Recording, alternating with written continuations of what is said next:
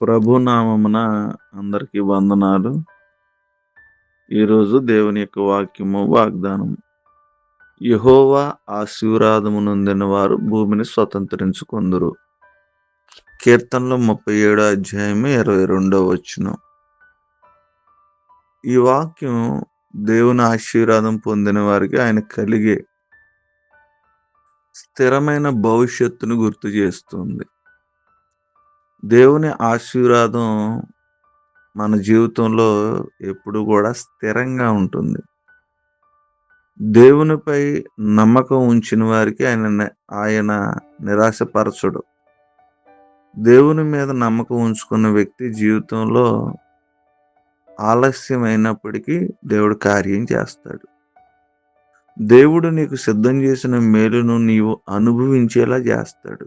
అది నీకు ఖచ్చితంగా దేవుని యొక్క మేలు. ప్రతి ఒక్కరం కూడా మనం అనుభవిస్తాం, రుచి చూస్తాం. మన జీవితాన్ని ఆయన ఆశీర్వాదంతో నింపగలడు. ఈరోజు మన జీవితంలో దేవునిపై నమ్మకం ఉంచి మన మార్గంలో నడవమని, నేను నిన్ను ఆశీర్వదించి నీ జీవితాన్ని నేను సిద్ధం చేసి మేలు అనుభవించినట్లు దేవుడు చేస్తానని చెప్తూ ఉన్నాడు.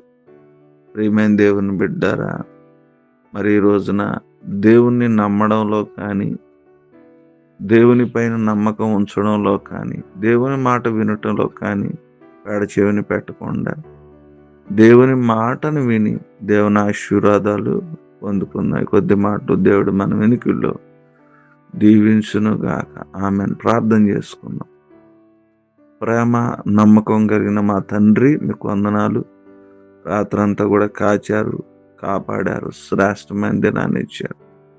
వేకుని లేచి మిమ్మల్ని ఆరాధించగలుగుతున్నామంటే కేవలం మీ అపారమైన కృప, మీ సహాయం ప్రభు. మీకే స్తోత్రాలు. ఈ దినమంతా కూడా మీ కృపలు నడిపిస్తున్నందుకే మీకు వందనాలు. వాక్యం ద్వారా సూటిగా మాతో మాట్లాడారు. యెహోవా ఆశీర్వాదం నందిన వారు భూమిని స్వతంత్రించుకుంటారని. ప్రభా, మీ ఆశీర్వాదాన్ని నొంది భూమిని స్వతంత్రించుకునే స్థితి మాకు దయచేయండి.